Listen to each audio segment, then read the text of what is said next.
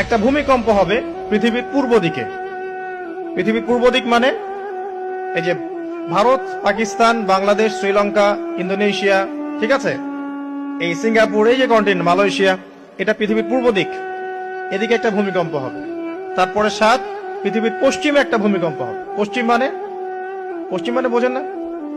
পশ্চিমা বিশ্ব না, সৌদি আরব না, পশ্চিমা বিশ্ব, ব্রিটেন, ফ্রান্স, জার্মানি, তারপরে রাশিয়ান কন্টিনেন্ট, হ্যাঁ, ইউক্রেন, এদিকে আপনার আমেরিকা, এই পুরো পশ্চিমা বিশ্ব, এখানে একটা ভূমিকম্প হবে বড়।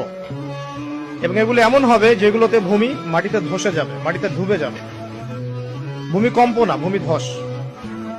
8 পৃথিবীর মাঝখানে মধ্যপ্রাচ্যে একটা ভূমিকম্প হবে, যেখানে আমাদের সো কল্ড আমিরুল মুমিনিনরা থাকে, এদের এখানে একটা ভূমিকম্প হবে ইনশাআল্লাহ।